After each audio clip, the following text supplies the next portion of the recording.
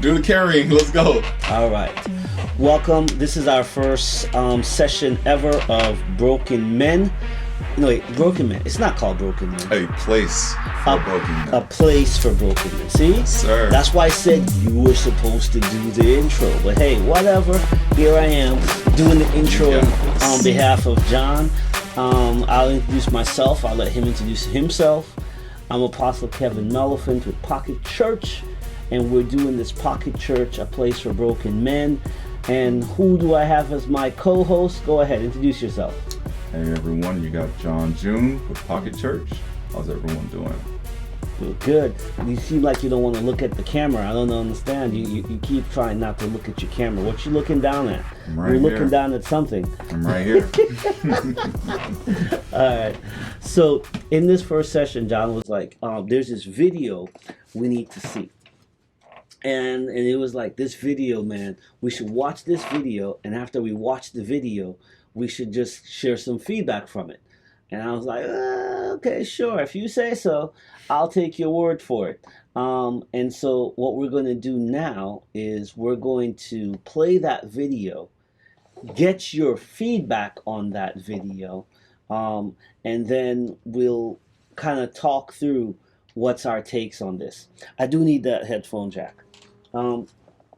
So let's go ahead and get started. John, can you tell us a little bit about like where you saw this video and why you think this is something that's worth even watching? I first came across this particular video, and if you see me looking down, I'm just looking down into my laptop. But I first came across this video. It was either on YouTube, one of those YouTube short videos. Okay. Was where I first encountered the video, and I thought it was quite interesting. I can tell this dude don't look like you at all. So what made you connect to it? Just what he had to say, or was there something about it? It was more so curiosity, and I found it very interesting, considering the fact that when you look on social media, there's a lot of different debates, conversations regarding men, women, and the institution of marriage. Okay. And Well, the video says, how much did your divorce cost? Mhm. So is it about marriage or the end of marriage? It's particular about marriage. Well, this video is about his divorce. All right. Well, let's listen to this thing. I'm going to relaunch this so we can get it from the beginning. And So how much did my divorce cost me? Well, this is a fantastic question. There's direct and there's indirect costs. Direct costs, I lost $106,000 out of my 401k retirement plan I spent 20 years contributing to. I also lost half the equity in the home, stocks, bonds, mutual funds, cash, and savings that I also spent 20 years contributing to. I also lost half of all the non-liquid assets like furniture, household goods, electronics, cars. Keep in mind, I paid for all of these. Money. Okay. And this is in addition to financially supporting her and her/our daughter for 17 years, which is many hundreds of thousands of dollars. I'm now broke, live in a 2-bedroom apartment, and have a negative net worth for the first time since I was, 25. Okay. Indirect costs, my job, my sobriety, my self-worth, my masculinity, my hope for the future, my ability to trust women again, my belief in God, my pride, my motivation, my physical health. I don't know, let's just say everything. So how much did my divorce cost me? Well, this is a fantastic question. There's direct and there's indirect costs. I felt depressed just listening to that. I was like, oh my God. You gotta listen to this dude telling us like, man, how he lost everything. Listen. Like, he ain't lose one thing. He lost everything. I mean, dude. Okay. Now, obviously, we don't know what the background leading up to that divorce, leading up to that. When you watch this, or you whose fault it might have been. You must have watched this and went, this depressing crap. I have to share this with Kevin. Depress him too. I'm gonna share the wealth. I'm gonna share the wealth of this depression with you. Dude, that was some hardcore. He spent like half the video like, money and money and money and money. This kind of money and this kind of money and this kind of money and this kind of money. And then I was like, oh, so he's just talking money. And then he like, God, self-esteem, he's like basically my masculinity. He went deep. He said He's my like- masculinity is he's like- gone. He's like my He's trust like- of all women. You know, like Like- the entire, like half the population of Earth. Dude, that's This man's all right. energy, his soul has been drained from So- him because he's it's like he's lost his Wow, I'm sorry I'm laughing at Everything. his pain. Literally, I'm sorry yeah. I'm laughing. But guys, we know we laugh at each other's pain. That's just how we communicate. So here's the thing though. So why you have us listen to this depressing junk, bro? What was it about this? Where do you want to start? I'm good to go anywhere you want to go. Where do you want to start? Okay, so I guess the first thing that I want to touch on with this, so there's been a lot of different conversations regarding around the benefits of marriage for both It must be sides. serious because all of a sudden you went, this is where I want to start. And as soon as you start doing it, you start like whispering, like this thing is heavy on you, boy. You're like, oh. No, because me as a young guy, I mean, I want to make sure I put myself in the best possible position. Okay. In the future to not be this guy, if that makes Okay. sense. To not be this guy. Right. All right. So, all right, let's start off where he started off, I think. Okay. He spent the first half and he talked about the money part. Right. Okay. It seems like he lost a lot in divorce. So court. he lost 120,000 or 100 and whatever thousand of his 401k. Mm-hmm. I don't understand that logic. Because the 401k is literally, he don't even get access to it till retirement. Well, break it down for us. Break it down. So 401k is what your employer sets up as a retirement account for both of you. Mm-hmm. So you and your employer are putting money into the same account so that when you retire, you can access it. So I don't understand how it's even accessed during his divorce, unless he was unless He was lo- accessing it unless early. he quit his job, lost his That's job, what I'm- or he took a loan from it, but it wouldn't be all of it. They don't let you take all of it out. So I don't understand like So something isn't adding up with that. yeah, that didn't add up. Particular There's some mysterious math happening with that, but I don't know his situation. Maybe, divorce could have been years and it took that. So let's just go with it. Let's just Yeah. trust him for taking by his word. So he lost his 401k. What other money stuff he lost? The house, right? The house, yeah. He lost the house. Yeah, lost the house. Okay. Did he say anything about vehicles? Furniture. Furniture. He says basically, it looks like he married somebody that already had a daughter, and Yeah. so all the investment he put Put into into the daughter and the stepdaughter wife. And the wife went down the drain, it seems. Okay. So, boy, that means he didn't really take. I'm sorry, I don't agree with that logic. Like, if that was, let's say it was actually his daughter, Mm-hmm. I don't think he would have said that. If it was actually his daughter, right, his biological daughter, Blood daughter. he wouldn't have said that the years I spent taking care of you from a place of love Yeah. was wasted. Mm-hmm. So for him taking that posture, it's really him talking out of his hurt, right? Mm-hmm. Because one of the things I think is super unfair with men is if the child wasn't your biological child, Right. the woman has the ability to just take her or him out of your life forever, and you have no say. Until that child becomes 18 and the child now has a say, she's the only one with a say as to whether or not you can be in that person's life. And Because it's not that. Yeah. It's biological but you child. bonded with this human. Even though the courts can also make you. Oh, you can still pay Legally. child support. Yeah, You can still, easily. there's a whole bunch of things that can happen on that, but I say it in the sense that it's just, I feel like that's really an unfair side. But I'm going to stay on the money side for one moment. Because last time we mentioned this, I said something to you. He What? told me white man problems, bruh. That ain't black American men problems that he's saying on this divorce and he losing all this money. Well, I mean, you're making it seem as if black people don't have 401ks or. No, you can have 401k, but Or- he's saying he lost more than half his money. Yeah, I mean, In the plenty- U.S. In the U.S. right now, Right. right? 80% of black people, black men, or black women are married to a black man. Okay, Hmm. so if a black and 70% of black men are married to black women, right? So it's still the majority. So 7 out of 10, right?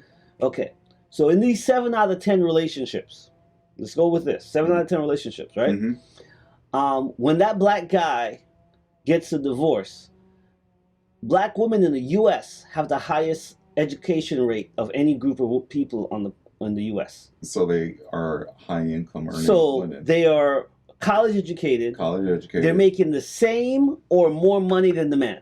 Hmm. Okay? Right. So in divorce being 50-50, he sounds like he was the primary breadwinner for the family. But in the black relationships in the U.S., it's not more fif- 50-50, It's more 50-50. 60-40. It's Something close. around- It's, something it's, around it's, that. It's in that space. So you're not So like... you have two breadwinners. So you're in a not black losing household. like half your junk, bruh. It's like you're losing half of your collective junk. Mhm.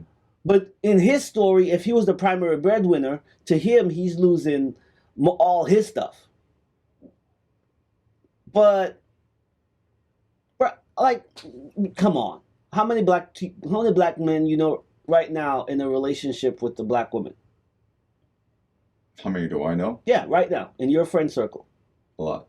Okay, in Yeah. more than 10. More than 10 easily. Okay. Easily more Out than of those 10, let's just say it's 10. 10. Mhm. All right. How many out of the 10 would you say the woman makes as much as the man, if not more?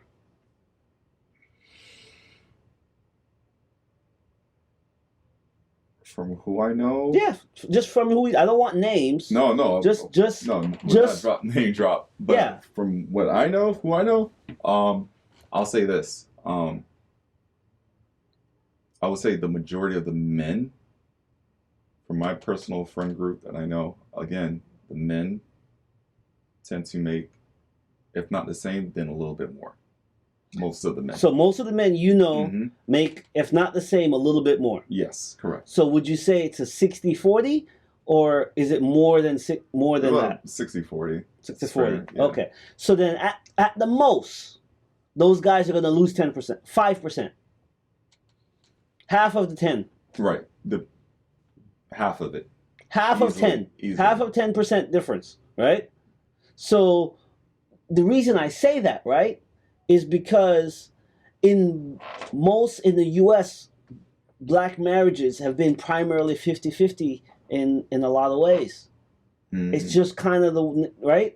So it's a little bit different story of white men in America than non-white men in America, right? Because when white men in America have a long tradition of the guy working, the woman not, or the woman's income is secondary. It's not really major. It's a side job. It's a part-time job. It's all these different things. So when they are getting divorced, those white men are losing everything, bro. They're losing they're going from I was living a upper class life to where I am living like I'm a poor person, like I'm fresh out of high school. I'm struggling with everything.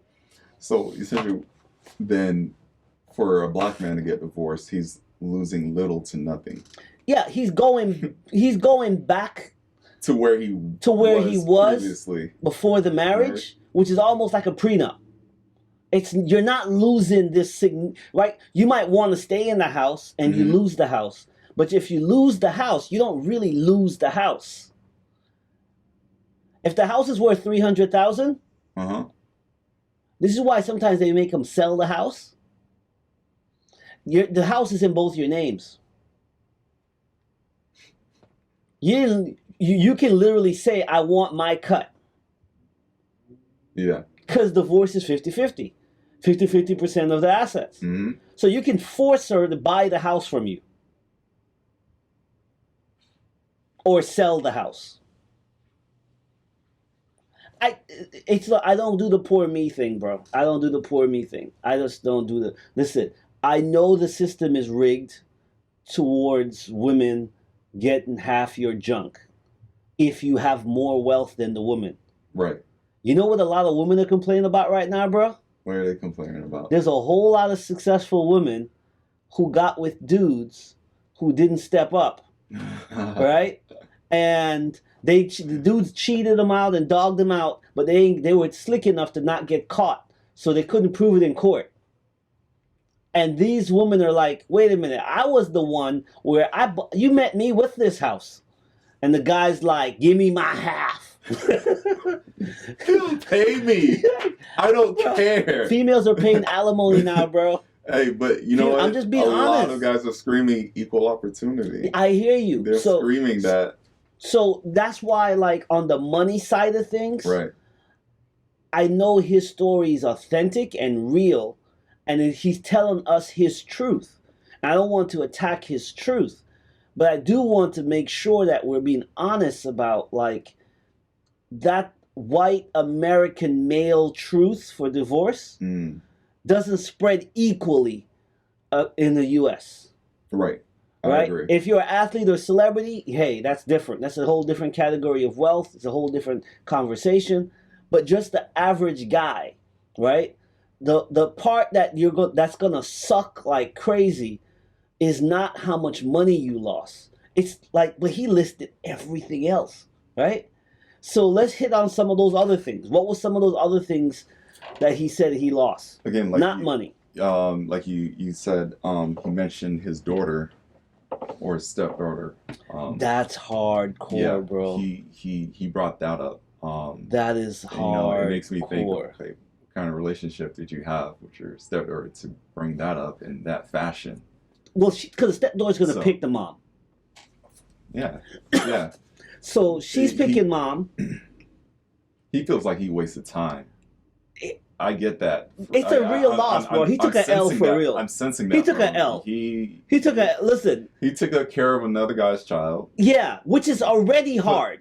Put a lot of energy and wrong. And let me just say this: there's nothing wrong with the guy stepping up to a woman. And, But that's a big feeling risk, though. It is a big risk. That's why I just don't want to hate make sure, on any like, I guy just who want the says, audience. I just Yeah. want the audience to know, like, okay, hey, I had a stepdad growing up, so.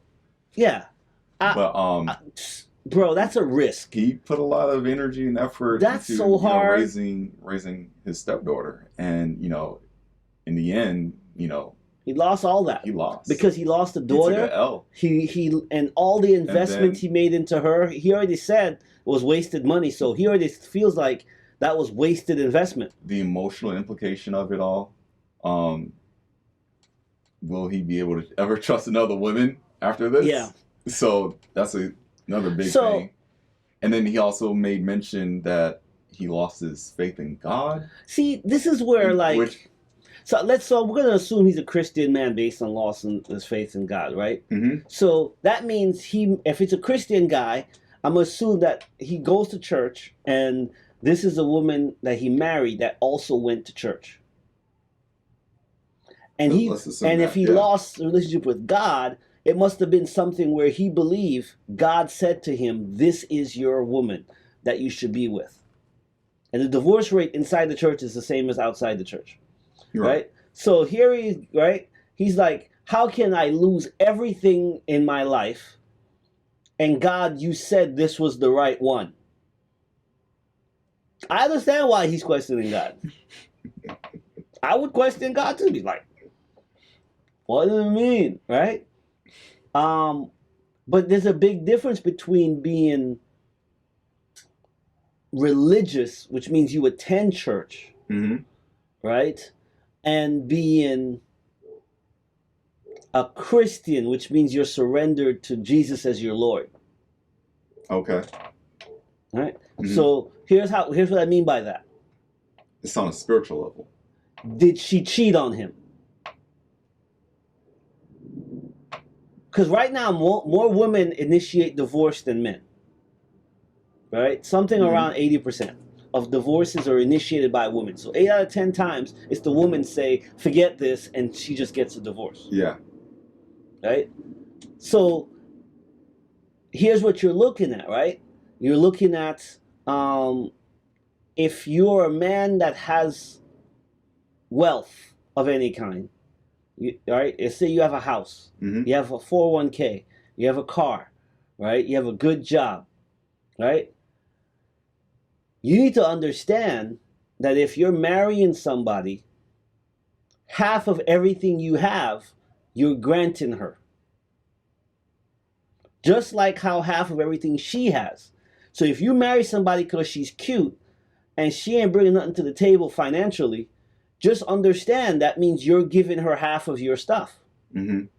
So, us men, we need to have that mindset or the expectation that as we enter that union with said significant other, There you go. that whatever you own, whatever you've gained on your own before the marriage, essentially part of that, half of that at least, becomes a resource for her. And that's why, like, when I say the difference between being religious and being Christian is if you're religious, right, you get married in the church. Great, no big deal. If you're spiritual, you're a Christian, Hmm. you actually have Christian counseling before you get married. And this stuff comes up, right? Because here she is, right? She's going to be a woman arriving with a child.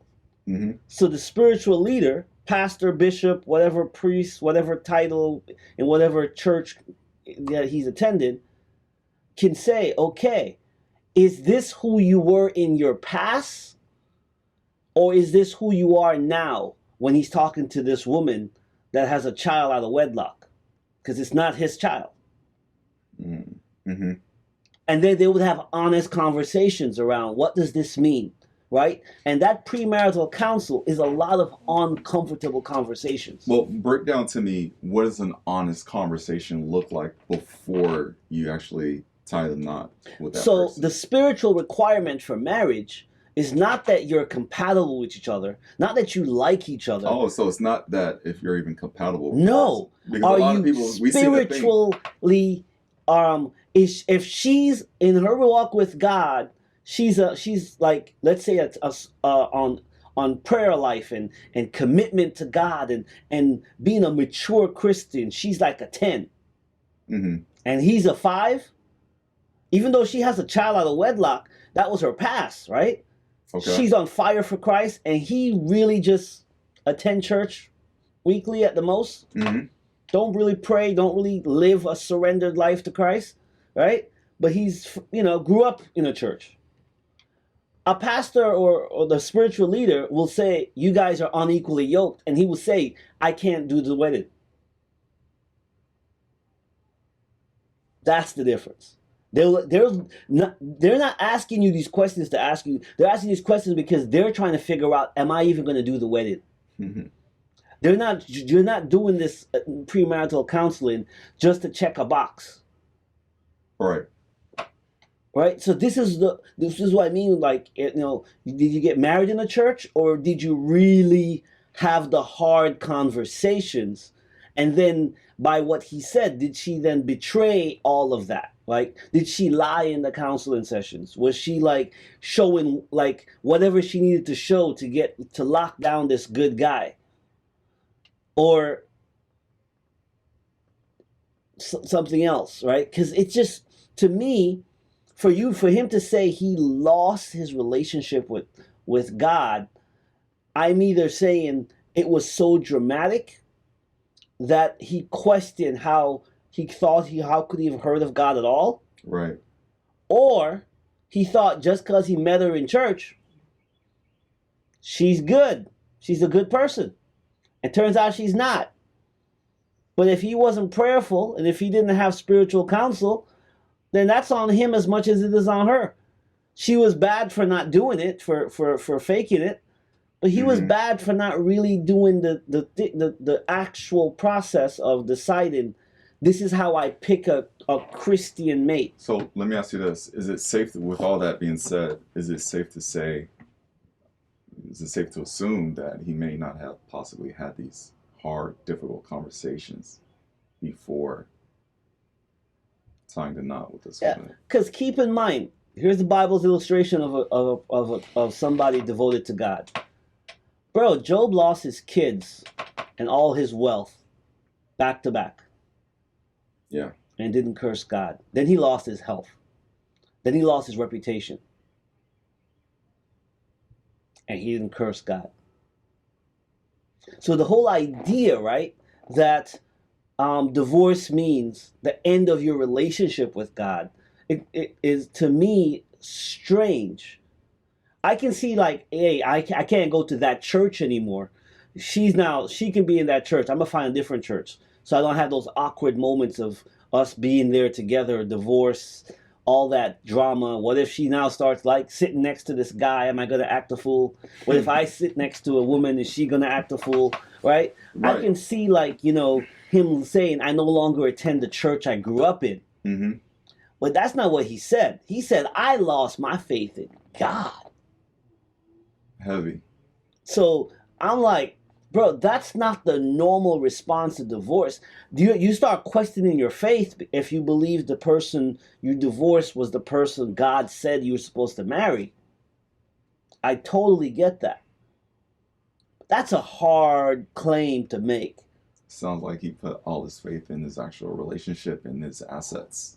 But the bigger one that I have an issue with? And this is not me trying to hate on this dude, but I have a hard time with him saying he lost his masculinity.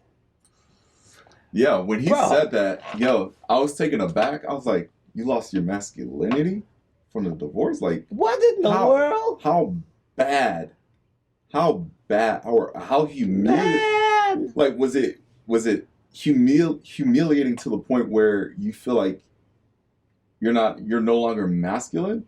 Bro, like, how bad of a divorce could that possibly be to where you feel like I'm not the masculine guy that I once was? I don't know, man. That just screams simp behavior. It screams. I'm sorry. It screams. I'm sorry. To me, it screams simp behavior, bro. It's simp behavior. I'm just telling you up front. It's like, how would I put it? You're this broken guy who, when you look at yourself in the mirror, you no longer view yourself as this masculine. As a man. Because when he's saying he's no longer masculine, he's saying, I don't look in the mirror and see a man anymore. If you're saying that about yourself, like, who else is gonna look at you as a masculine guy? Who else is who's gonna respect you? So it seems, if it doesn't come from yourself. It seems, based on how much value he placed on all the financial assets. The financial assets, right? And the value of the marriage and no. He spent he gave a list with no details. He gave a list of all the other stuff of his assets. But on the financial and non-financial assets, bro, he went deep into that. He did, and I think a lot of his manhood was wrapped into the house he was in, the size of his 401k, the car he was driving, and his status in society. Do we take is our manhood as men, do we view our manhood tied to what we're able to acquire, assets, accomplishments? I have a question for you with that. I have a question that might answer this for you. Mm-hmm. Right? So, who taught you to be the man that you are right now? Right now. Somebody taught you to become this version of a man? This version? Yeah, the version that you are right now, John, of a man. How did you get there? I'm an incomplete version. Okay, you're whatever incomplete version you are. Like, I'm still But loading. there was some men or women or somebody or society or something taught you to hold the values you have that says, this is why I'm a man. So where did that come from for you? Specifically for you? My father. Okay. So your father, right? Mm-hmm. Stepfather or father? Both. Okay. So stepfather and father taught you, right? Right. Okay. All right. So I'm going to ask some questions to connect this dot, right? So your attitude about money as a man was taught to you by who? Who would you say carried the most weight? Stepfather or father? My father. Your father. Right. Okay. So however your father mindset was around money is what shapes how you view money now. Right. Okay. Mhm. All right. So this is the thing. He was taught by somebody that his assets and financial status in society matters most. You're a man if you have financial status and clout. If you have that, then you're able to look out for those who are close to you. All right. So if you laid off, you're no longer a man. See, I've once, no, but I've thought about that before too. I'm like, so what happens when you get laid off from your job? Like, does that what is how do other people view you? How do other women view you? How do other guys view you? forget how Like, they view you, but how do you view But you? how do you like you yourself? How do I view myself Yeah, if I you're lost looking my at- job? If you went 6 months with no work, no income, That'd be hard. I'm not gonna lie. 6 months, no That'd be income, tough. all the women of your life had to cover all your bills. Oof. So Bro. you're looking at sister, mom, everybody, all the women of your life, aunties, every female you can think of, they were all helping you for 6 months because you made no money for 6 months. When you Right. look into the mirror, do you still see a man? Why have I gone 6 months without a job? Whatever the reason. But No, do you see, there's but do you no see way yourself as for a me. man? If that had ever so hypothetical, that's a hypothetical. It's a very big hypothetical. Yeah, okay. I couldn't. I don't think I could. So you wouldn't see yourself as a man. Because in my mind, I'm like, why have I gone 6 months See? without There you go. getting a job? Like, It no, don't- because that don't matter to me. no. Because what I'm saying is, unless I'm hampered by some sort of illness, mental illness, or whatever, if I have no excuse, I would no. If I have no excuse, that's what I'm saying. no. If I have zero excuse, like, why have I gone 6 months without a job? So I would feel like I'm a bad provider, Yeah. right?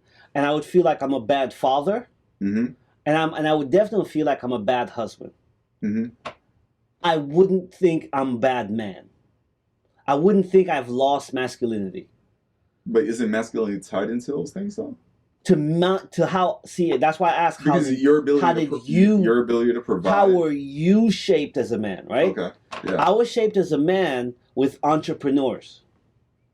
So all of my father and my uncles, the guys who shaped my masculinity, Mm-hmm. they were all entrepreneurs, right? So when you run your own business, you go through long seasons of not making money, and then you make a whole lot of money, right? Mhm. It's a flow of business. Right. Sometimes this business venture might cost you money, where you're borrowing money a lot of times. So you go in debt. It didn't make you less of a man. Now you're in debt. You owe everybody every money. Your bills aren't being paid. You need to beg everybody for help until you can get your next business thing going, right? And it's the journey of an entrepreneurial man is a journey of fast and famine, right? Or feast and famine, sorry, where you're high because you get big contracts or big revenue or big sales day, right? So I don't equate financial status with manhood because I have an entrepreneurial manhood perspective. Okay. So getting a good job doesn't really matter to me as a man. It's not one of the criterias I look at. Okay. Well, but it's again because I was raised with entrepreneurial men all around me. If I was raised with men who had a job and then they had a job and a paycheck mindset, Mm-hmm. I would probably have a different outlook on it. Okay.